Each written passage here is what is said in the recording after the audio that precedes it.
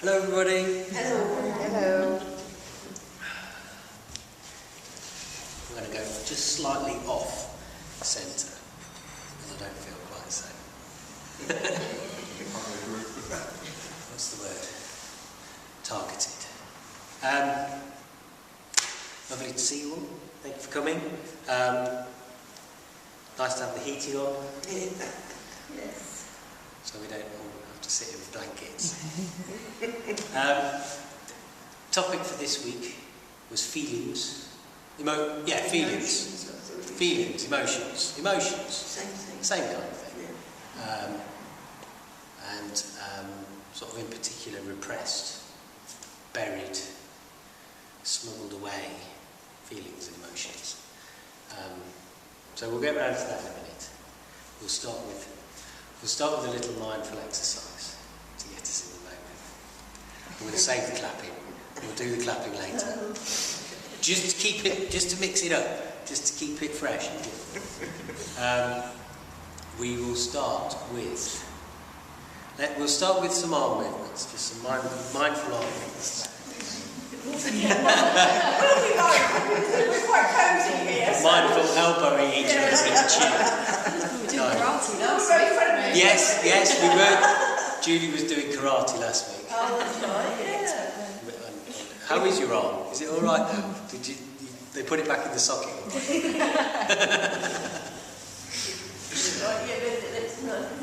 We did.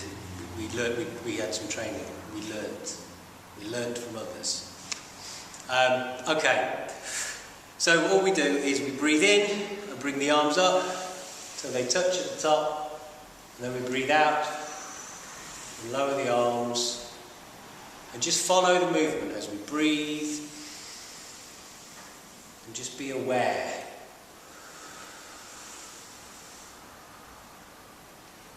Be aware of our arms moving.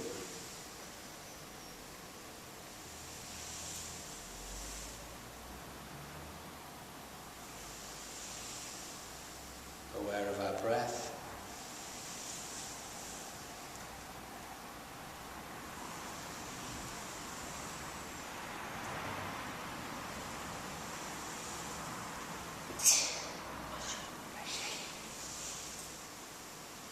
Aware of our fingers and our hands touching at the top of the arc.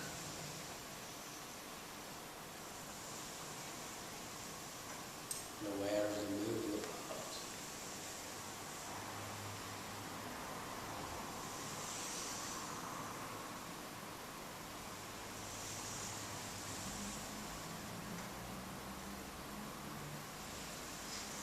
You will be aware of gravity pulling down on the arms as you move them.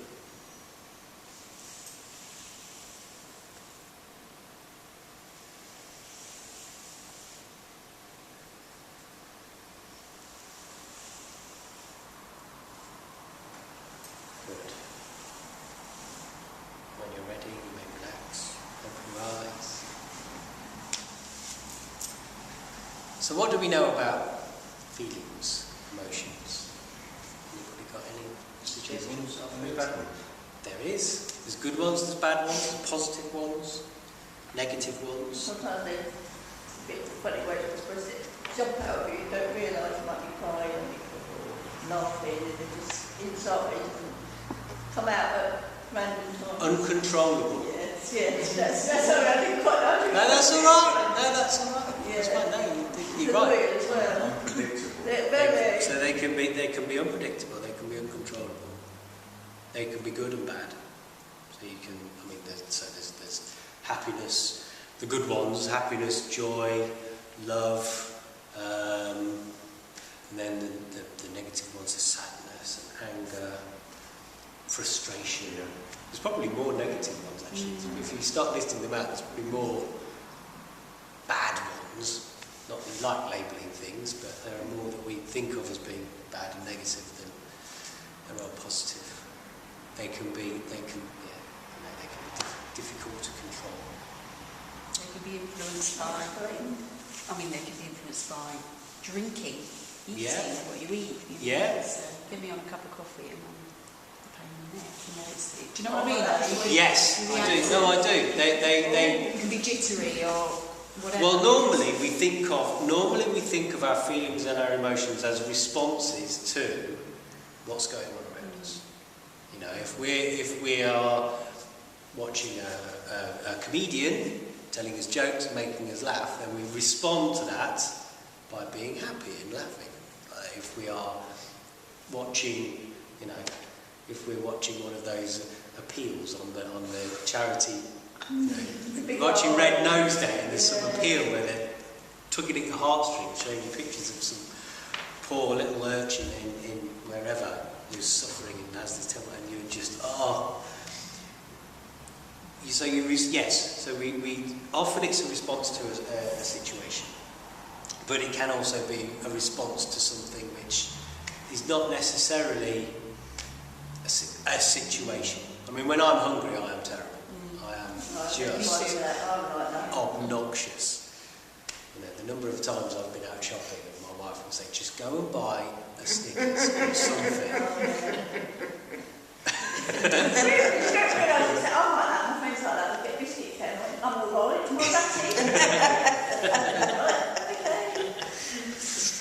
Okay, yes, so that's true. And the thing about thinking about the fact that feelings and emotions are a response. Usually, and I would say that for most feelings, it is a response to something. The only feeling, the only emotion which we can really feel that isn't us responding to something is happiness. It's the only you can feel happy for no reason, should I say? Yeah. But everything else is as a response to something. And I would imagine there are probably people who would say, "Oh no, I can feel sad for no reason." There are people that have maybe struggled with depression and things like that. They would say, there's no reason for it. I can feel sad for no reason. I feel depressed for no reason. And I wouldn't argue on that point, but I would perhaps assess it and challenge it. Yes, because I don't believe. This is just me. I might be wrong, but I don't believe that you can feel sad, depressed, anxious for no reason whatsoever. There is something that triggers it. Whether it's immediately obvious what it is, that's another question. Not always. Exactly, Isn't that not the same always. for happiness, though? I don't know. You see, I think you can. I think you could be content. Okay. But I think that's the same for depression as happiness. If you're happy, there's got to be a reason for it. Okay. Okay. Yes. If you're happy with your life, the situation that you're in at that moment, that is for a reason. You haven't got any problems at that time, or There is. you're up to date with your mortgage and you've got no financial. There's that you're happy for them reasons. You can be happy for reasons. Yes. I think, and you can challenge me on this as well. I think that you can choose to be happy. Happiness can actually be a choice rather than a response. Even in horrible situations, you can choose to be happy. Going back to those videos that we watch on Red Nose Day. Those poor little kids in the slums in India that are sent out to do terrible jobs for 1p a week or whatever it is they get. And then they talk to the camera and they still seem to have joy. They have that glint and they're still happy, even though, for us, we look at the life they live, destitute with, starving, all the rest of it, yet they're still happy. And that's because they choose to be happy. They're able. It's an incredible skill. And they're incredibly lucky in that sense, I believe. Incredibly lucky in that sense that they have this capacity to be able to choose to be happy even in the face of horrendous adversity. And that is a real gift, really is a gift. You know, I wish I could do it. Do you think that's down to their lives? As awful as they are from our perspective as we look at what they're like, it's incredibly simple. There is that. Yeah, whereas there is I think that. us with all of our luxuries and all of our things, and also we're far more aware of what we haven't got. Yeah. You know, we look at other people who might have something, you know, and whereas I think if they, don't get me wrong, I'm not saying that they should be where they are and doing what they're doing, but if they've never known anything else, and they haven't seen televisions of the Western world doing all these, you know, having all this luxury and all that, is it just that they're just, I don't know, their expectations and things. Uncomplicated, different. Their job is to survive. In a way, there's a lot to be said for that. There is. I think their beliefs are different from ours as well. What they believe they'll get out of their lives. If they suffer in this life, they're rewarded in the next one. Yeah. Their religion is a lot different to ours.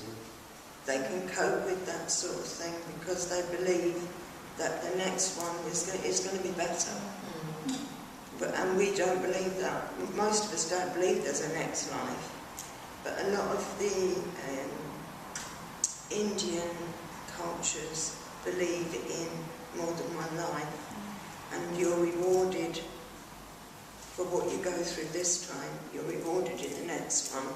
I think that even in kiddies, I think that's got it's got a knock-on effect. Maybe it's they've got knocked down with it. They have got pressure to feed themselves. It's their lives. Ours is more like, when am I going to get more money for my daughter's iPhone 6 or disease of more with our problem. You know? See, when we were younger, like Carol and I, we're similar age, aren't we? We had nothing. 25, yeah. Laughter. We had, you know, I lived in London and in flats that now I know those flats have bars up at the window because they get broken into, burgled. We used to leave our doors open. Absolutely. Nobody had it. We were all anything. the same. We all had nothing. And but it was after the war as well, Yeah. so Yeah. they were still rationing around. Nobody had anything The thing that I find strange, when I go to London, my grandpa was born and grew up in London, and he was the son of an Irish immigrant, came over from Ireland, had, God knows how many kids, I think there was 10 of them, and they all lived in this 2-bedroom flat in Chelsea. Yeah. You know, and they struggled. You know, It's probably worth $500,000 now. That's the thing. It's probably worth $1.5 million now. You walk around there now. You know, his dad drove the train. He used to drive the train from London, the steam train from London to Margate, along the same line that it runs now. And they struggled, and they had all these kids lived in this tiny flat. Yeah, struggled. But now you walk around Chelsea, and they're all driving Range Rover Sports and Aston Martins in the flat that they grew up in. Yeah, it's probably worth £1.5 million and is owned by some Saudi Arabian prince. So one of his 1,050 wines. Exactly. Yeah. Okay. So, feelings. So potentially, possibly, happiness is one that we can choose to feel for no reason. We can choose to feel sad, actually. You can choose to feel upset. But that's just damaging yourself. And that's what we do when we are sulking. That's what I do when I'm sulking. choose to be angry, choose to brood on things. The happiness, I think, is one of the only ones, even in situations of adversity, that you can make the choice to be happy, and you can be happy for no reason. Do you suppose that's why we rely on humour when things go desperately wrong? You can be in a terrible situation and somebody will crack a joke. Yeah, You can cry and laugh at the same time. You can. Yeah. They're very close emotions, Yeah. aren't they? they are. Oh yeah, they are. They are. And that's why they do it in the film. I mean, I talk about entertainment and films and things a lot, and talk about how they move you on that emotional, up and down that emotional scale, because it gives power to the story. What about hormones? Making them control by hormones? Yeah, well that's it. Well, that ties in with what Liz was saying about hunger. Yeah, well, you know, we have hormones too. You speak for yourself, Nick.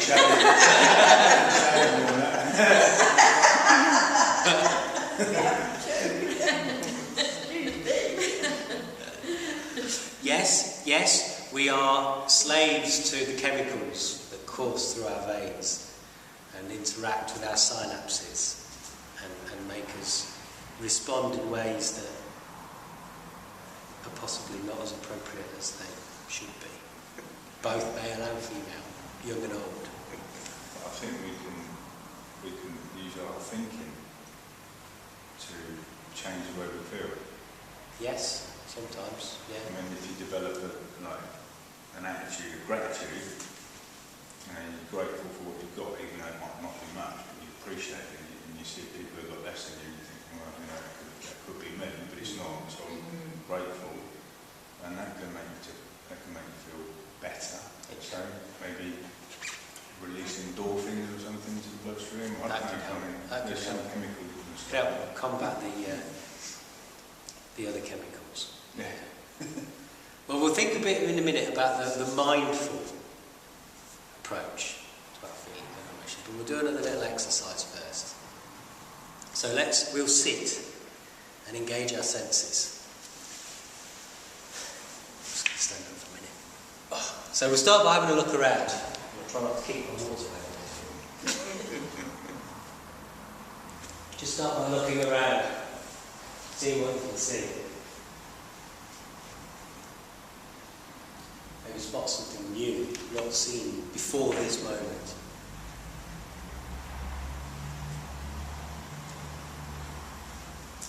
And then when you're ready, close your eyes and become aware of your body and what you can feel. Aware of your body sat on the seat.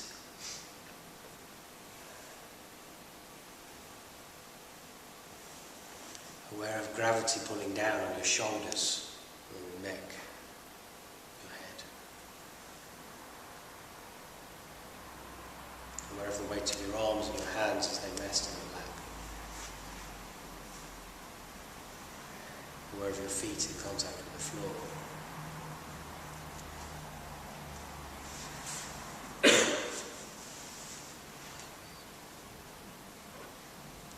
Aware of the clothes on your skin.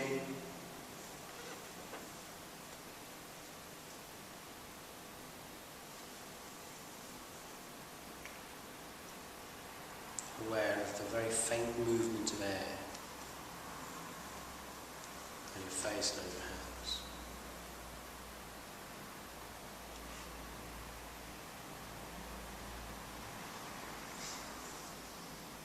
Then become aware of smell. Just take a nice breath through the nose and smell.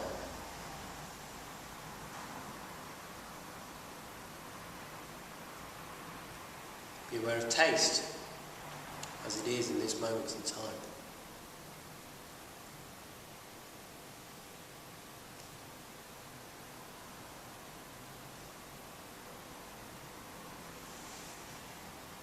And then begin to listen.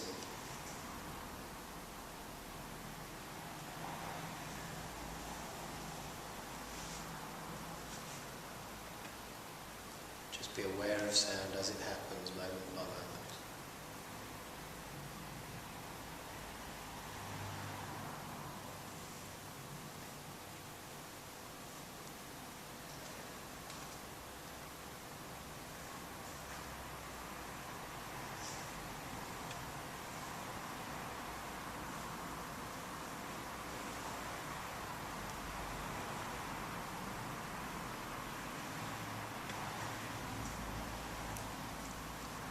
If your mind wanders, that's okay. Just be aware your mind has wandered and just bring that awareness back to sound and back to listening.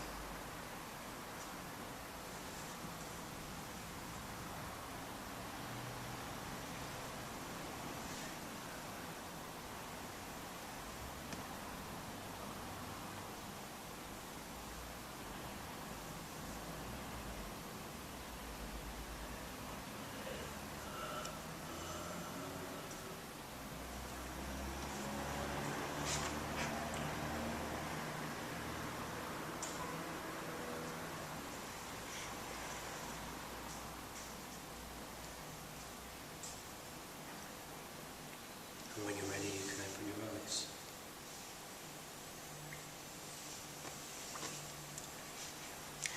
So the exercise that we did there, obviously, is about awareness and acceptance. Being aware of what we can see, hear, feel, smell, taste, and accepting that that is what we can see, hear, taste, feel in this moment. And that's, I suppose, the mindful approach to feelings and emotions. Being aware of them and accepting them.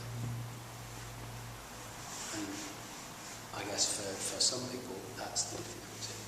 That's when they become repressed. That's when they become buried. And that's when they stagnate, cause, begin to give off a funny smell and cause problems. So what happens to a body if it's repressed? And does it make you feel ill? It can. Well, yes, it can do. Yeah, it can do. It can do. Everybody's different. Yeah. And well, first of all, why do people find it difficult to be aware of and accept their feelings and emotions? It may be painful. Because they may be generally it's because they're unpleasant, they're painful, and they say to themselves either, I don't want to feel this way right now, I can't cope with this, I don't want to. Not a convenient time. This is not a convenient time for me to feel upset and sad about this particular thing. Yeah. Or perhaps they feel that it's a sign of weakness. Some people, they think, I shouldn't allow myself to feel this way about it. I'm so stupid to feel this way about something. So I refuse to feel this way. It shows weakness. I don't want to be upset about this. People will think I'm silly and they'll think I'm weak. So they... Yeah, so what's it about? So they, in refusing to accept the way they feel, they swallow it down, push it down, out of the way, distract themselves, think about something else, push it down, bury it, and then they do that again and again and again. And what happens is it festers. Build up, yes. There are all manner of different images that we can use. It's like, I suppose, it's like being constipated. It just builds up, and you end up, and it clogs you up, Stuck again. and then causes you discomfort and pain. Or it sits there and festers. And every now and again, it will just, pop up. I'm still here. Yeah, it's annoying, that is. And it makes you feel bad, and then you suppress it again. Or it sits there, causing all manner of different, I suppose, psychological problems. I've had people that have come to see me for therapy. And they, for whatever reason they're coming to, maybe they've come for, because they've got an issue with their weight, because they just can't stop themselves eating. And it's because something happened to them many, many years ago, and they never dealt with it, and they just buried it down. And there's these, somewhere down here is all this emotional torment caused by the relationship they had with their mum or their dad 30, 40 years ago. And it just sits there, just gnawing at them. And they never tackle it. And it's because they're not mindful. And that causes a breakdown. Of course they can. Yeah, of course All that stuff, it where's it going to go? It can cause any number of physical and emotional problems. And it does. It does. A third of all, and it all falls under the umbrella of stress and anxiety. It's all different flavours of the same thing. It sits under that one big umbrella. And a third of all illness is caused by stress and anxiety. Whether that is because you're in a stressful situation, or because you have never been able to face up to particular feelings or particular things, and you've buried it down, and that stress and anxiety has become repressed. And it makes people ill, whether it gives you headaches, whether it gives you IBS, whether it causes you to have cramps. People get all sorts of things, inflammation, joint inflammation, just things like that can be caused by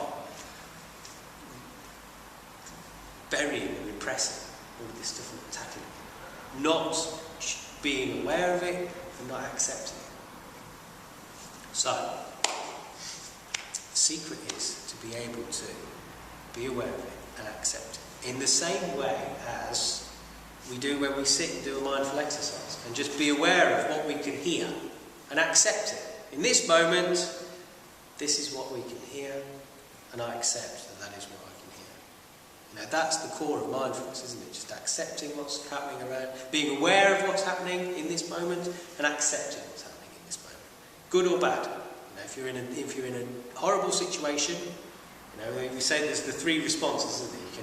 You can be enjoy it, which is easy. You can be enthusiastic about it, or you just accept it.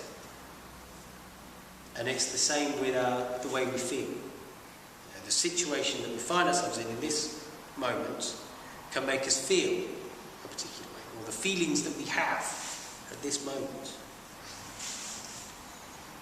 They are there for whatever reason. Either we've chosen them, or they're prompted by the circumstances, or it's bubbling up from some repressed, wherever I'm pointing there, it might not be there, it might be on that side. Or, you know, maybe in this moment it's bubbling up from something that we've repressed previously. And if whatever the case is, whether it's prompted by something that's happening now, or it's happening now but stems from something repressed from the past, all you can do from a mindful sense is, one, allow it, accept it, allow it to be there, and be aware of it. So you allow it, does that mean if you end up crying or whatever, Yeah. that's allowing it? Exactly. Bring it to Just allow it to be there, and accept that it's there, and accept the fact, even if you just say to yourself, I just accept that at this moment in time, I feel proper rubbish. just say it, you really won't just say it. Yeah. And then just breathe through it. Breathe, connect the breath with the feelings, and actually you'll find that it then, you know, if it's a negative feeling, a negative emotion, it'll dissolve. Like a wasp flowing into the heater. Yeah, sure. Explodes. What will happen is when we become aware of it, when we accept it, a number of things could then happen. One is that it just dissolves, disappears. As we breathe, it just ebbs away. That's not to say it won't return, and it might return. And often I say to people, often it will. But every time it does, it loses its potency. That's the word I like to use, because it is about potency. And that potency just diminishes again and again. It's like a bully. You know, you face up to the bully, and he stops being as menacing. You keep trying it a few times, and then eventually he has no potency, he has no power. So that's one. The other goes back to what we were talking about last week, which was about learning. We actually learn something. We learn something about ourselves. We learn something about how we respond to certain situations. We learn something about what we are feeling. And then when we learn something, we can utilise that knowledge for whatever purpose. So we either accept it and allow it to lose its potency, if it's these negative, repressed feelings. We learn something from it, so that we can use that knowledge to move forward. Or, what's the third one? Can anybody suggest a third one? Just let it be, or something. That's what it is. That's acceptance, Well, yeah. maybe we accept it, we learn from it, and we accept Let it. it go. Let it go. Let it go, yeah. Yeah, We let it go. Like the balloon. You know, we talked about balloons one week, and that was about you're right. You're right. Thank you, Kate. I'm glad you came tonight. Because that's the third thing. And it's kind of like it losing its potency. But by being aware of it, we become less inclined to want to hang on to it.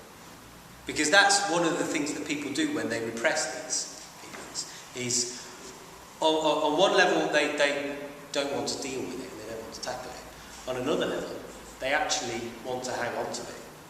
They feel that it defines them in some way. You know, I've talked about people's relationships with their parents. You know, they've had a difficult relationship with their father. They think that in some way that defines who they are. I have to hold on to that. I have to hold on to the fact that I am emotionally scarred by the relationship I had with my father, because it defines who I am. So I'll hold on to it, and I'll bury that down there, and that becomes part of me and part of who I am. And that's just stupid. It's like if you've lost somebody as well, you don't want to sort of get over it, because then you feel like you're being disrespectful or forgetting them. That's exactly right. That happens as well. You know, and even and some of that is sort of playing the martyr to yourself and torturing yourself a little bit. Because often, even when the relationship wasn't particularly that good, I know people where they've had a terrible relationship with somebody, and that person has passed away. Yeah. And out of some of it's guilt, but for whatever reason, they just feel that they have to cling on to all of that pain, and that and they do. They cling on to it. They suppress it. They bury it. But what you should do is just let it go. As Kay said, like the balloon, just release it, because holding on to these things. There's nobody there, There's nobody there. And it's, in this moment, right now, there's no need. You can't do anything about it. Exactly right. It's happened. It's gone. It's in the past. You can't change it. You can't change the way you felt about it then. You can't change the way you feel about it now. You can just accept it and let it go. So yes, thank you, Kate. So yes, we accept. That's incredible. I mean, for me personally, I find that as soon as I experience some sort of negative emotion, whatever on the spectrum that is, I immediately feel I have to do something about it. I'm angry, say, so therefore I need to tell you, you've annoyed me, or this situation, or if I'm sad, because there are unpleasant feelings, I feel like I have to immediately do something. Address it. If I'm anxious, it's like, right, I don't want to be in this situation, I don't like this. And so are you saying that it's not about doing something? I know mindfulness isn't about doing something. I am exactly saying that, yes. Sit with it and accept it and be with it. And first, feel it. yeah, first, I'm not saying never do anything. Because that would, we'd all end up. There are situations when it is appropriate. If somebody wrongs you in some way and says something, then it's possible that it's highly appropriate to pick them up on it and to say, I disagree with what you've said there, and you've made me feel in this particular way, and to address it. Yes. So, but I would say responding rather than reacting. Exactly right, Nick. It's about responding appropriately. And I would say in the first instance, just sit with it and accept it before you decide to do something about it.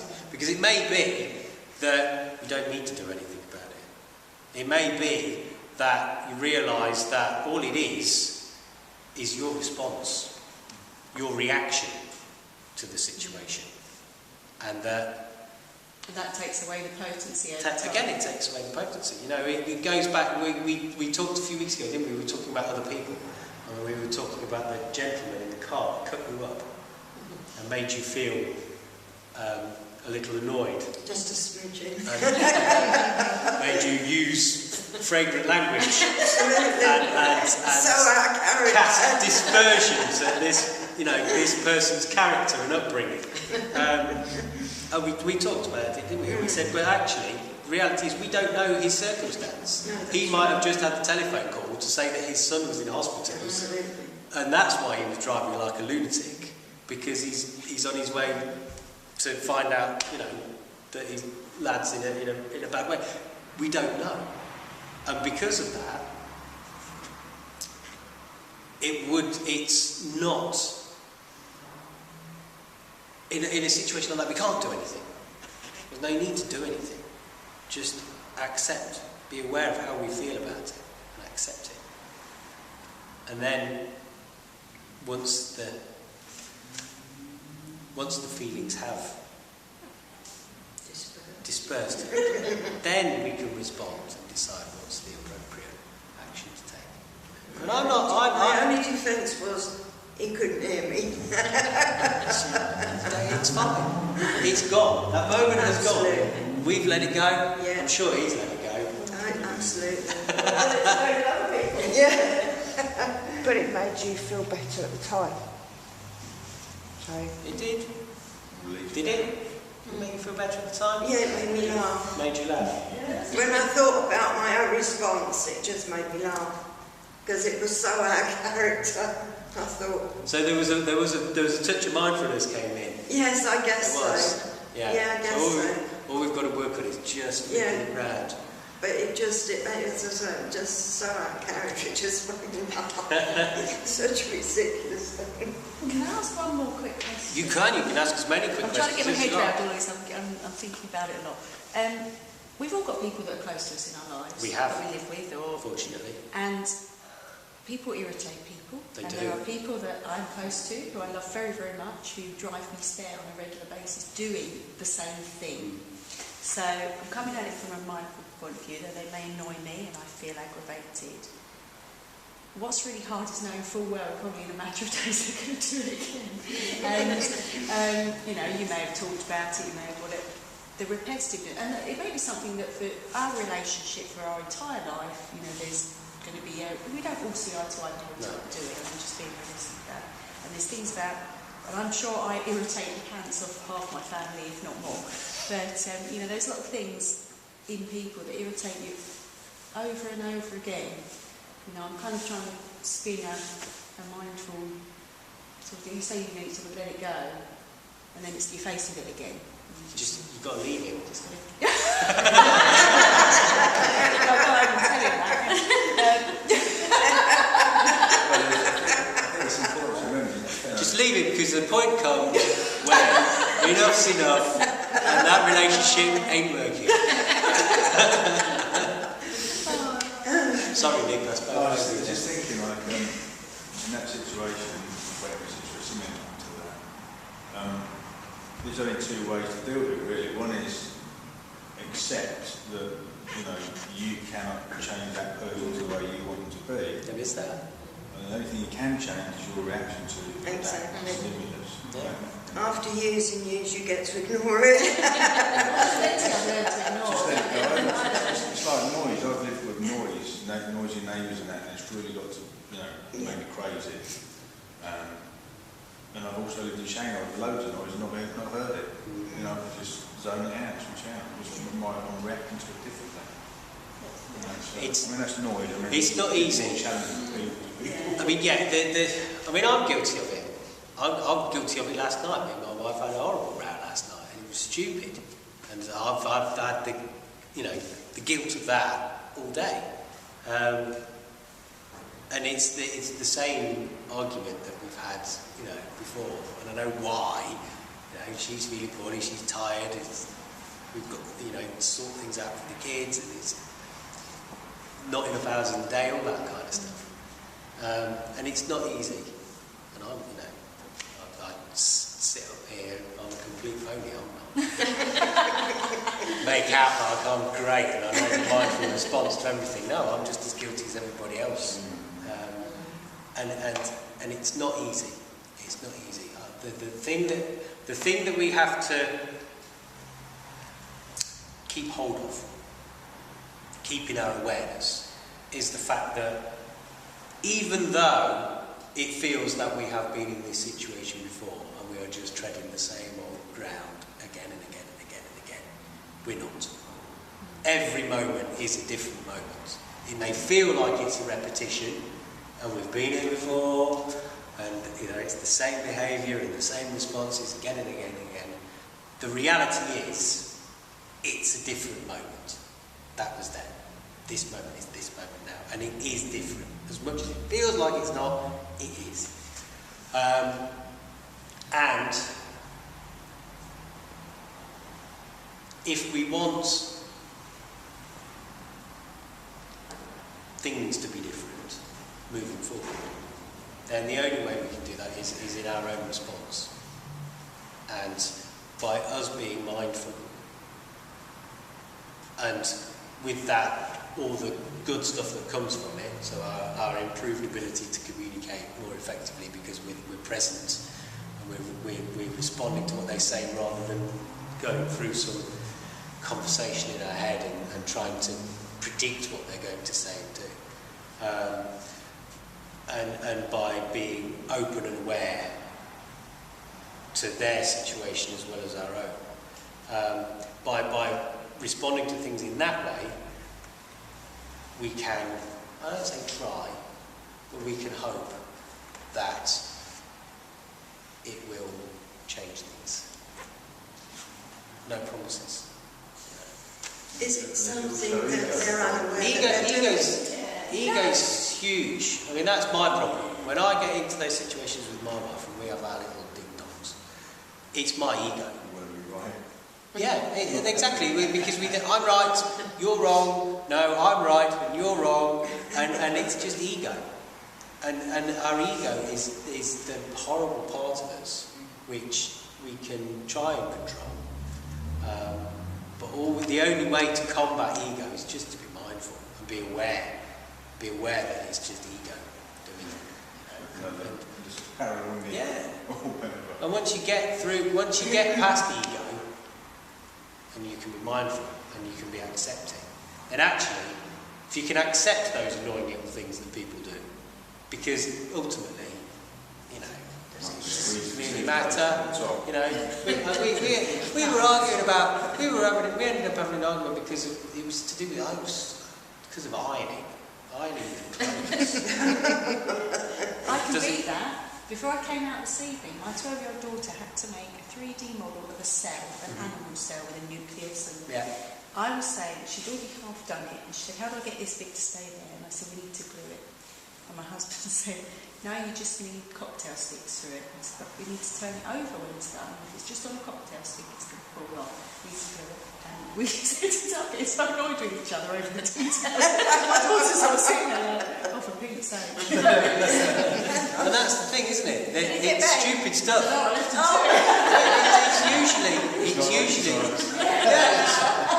It's usually stupid stuff that's irrelevant and pointless. Is it because you're frightened of tackling the bigger guys? Well, no, probably not. I don't think it is. I just think it's because our egos get so... Well, he's a builder. Het up. So therefore he knows. Right. But all the little frustrations, whether it's socks on the floor or toilet seats or nucleuses and the rest of it, ironing, cocktail sticks, whatever it might be. Generally, it's because it's stupid, petty little stuff. Two links. Stupid, petty little stuff. And I think you sort of attach emotions to them. You said about socks on the floor. If obviously she knows not to leave her clothes on the floor, put them in the wash. I bet you never do. And no matter how many times you say it, they still get there. But in her world, she doesn't care if they're in the wash or not. Yeah. But I start to think, she's thinking I'm a skivvy, that I'm just here to pick up after her. So then, but she's not actually said that to me. No. She doesn't think that at all. Exactly. But I've decided that by doing that... And it's ego. Yeah. It's ego.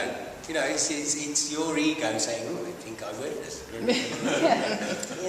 that's all it is. Generally, that's what it is. It's just ego. And so by being mindful and being aware of how we feel and aware that actually maybe that's just our ego doing it, then and it just takes practice. It just takes practice. And I'm still practicing. Otherwise I wouldn't have stormed out yesterday like I did. Stupid. But and it is stupid. But we're all learning. We continue to learn. That's all we can do. And I don't like to use the word doing, because all we can be is patient and practice and keep plugging away at it. Or we can give away all our worldly belongings and sit on a mountain somewhere and remove all of the attachments we have to people, things, places, money, and go and join a monastery somewhere where, if there's a sock on the floor, it's your sock. Oh, that's it. Exactly right. Where if there's they don't have socks to worry about. They don't have probably for that reason as well. They don't have to worry about it. Yeah, that's it. They just have to sit and be, which is wonderful. So, yeah, there we go. Well, I was going to get us to sit and see whether we needed to be aware of any repressed emotion, but it's 8:15. I'll leave you to do that yourselves. There's your homework. Don't go sticking cocktail sticks in to see if you can find the repressed emotion, or glue them on anywhere. I've got a repressed emotion, I'll glue it there. The thing is, though, sometimes you're not aware that you have repressed them. That's the thing, isn't it? But the next time you feel, however way you feel at a particular moment, if you're happy, be aware that you feel happy. But if you are one of those people that do have the negative emotions suddenly either well up or they're clawing at you, just sit with it for a while. Just sit with it. And if it makes you feel sad and if it makes you cry, good. Let it out. Be with the tears and be with the emotion. And it's raw, but you will feel amazing afterwards. I've had clients come to me for therapy, and I had one guy that was coming, and he had these particular feelings, but he all related to his father, and his father had passed away. And so we had him under hypnosis, and he went out in a boat because he would go fishing. And it turned out that he cast his rod in. I got him to cast his rod in to pull out whatever it was that was, lurking in the depths that was causing all these issues. What the repressed sea monster was, the emotion. And he fished his father out of the sea. He pulled him out of the sea, and he was sat there in the boat with him. And I said, however it makes you feel, with whatever you've fished out of the sea, it's fine. At this moment in time, it's absolutely appropriate to feel how you feel. And I looked across at him, and he was blubbing his eyes out. Big fella. He's probably a builder like yours, but he struck me as that guy. Absolutely sobbing. And he just sat with it and worked his way through it for a few moments. And afterwards, you could just see by his face the relief was incredible. So yeah, do the same yourselves. Don't be afraid of it, because it is just feelings. They're just responses to something. Even if it keeps recurring. Yeah, because it will lose its potency by becoming aware of it. Just sit with it and breathe through it. And if it makes you feel sad and cry with it. Just be aware of it. And it can be, it's a lot more beneficial and healing than burying it down. Because that's what happens. People think, it's just going to come up again. I don't want to have to tackle this. I'm just going to press it down, bury it down, keep burying it until something pops. And that's what happens to people. Physically, mentally, emotionally, whatever it is, something just snaps. If it's repetitively, you point at it, if it keeps coming up, you're sitting there and you feel it, you sit your hand and you just don't do anything, just feel it, and it continues to come up, maybe it's just telling you something, maybe it's a signpost to do something. Like, if you have enough pain, like you're good with pain, you could sit there in it for a long time, and many, many years, but you will continue to feel that pain until you do something about it. Is that what they call a gut thing? It can be. Well, it can be. It can be because your gut contains the same neurological cells that you have in your brain. In fact, there are the same amount of neurological cells in your stomach as there are in the brain of a cat. So your stomach has as much intelligence as a cat. It's true. That's something to think about. It's true. That's why you get, That's a conniving. Yeah, that's why when you're hungry, you have that emotional response, because your stomach has the capacity to. It's called your second brain, and that's why you get butterflies in your stomach and that funny queasy feeling. That's because when you're in a situation and you get the fight or flight thing happen, your body diverts the blood supply away from your digestive system, because it thinks, I don't need to be digesting food now. What I need to be doing is either getting ready to leg it or think cleverly about this situation. So it diverts the blood supply from your stomach and your intestines to your muscles and your brain, ready to fight or flight. And that's why you get butterflies, because all of a sudden all those neurological cells in your stomach go, hang on, where's my blood supply gone? And what's the willies then? That's the subject for next week. The fear. No, we've done fear.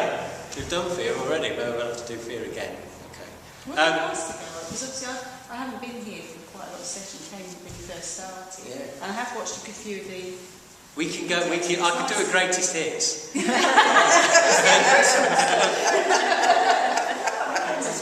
have missed one, haven't they? Well, that's the thing. It's a big topic, isn't it, really? They're all interrelated. Yeah. And what's what's nice about this is everybody chipping in and talking, because it means that we cover lots of different things, and it keeps me on my toes. Maybe need a part 2 to this session. Yeah, I was thinking the same. Okay. Well, we'll continue it next week. What I'm going to do, I'm going to invite the bowl to sound, and I'd just like you to connect with your breath and to connect with how you feel at this moment. And just allow yourself to feel how you feel.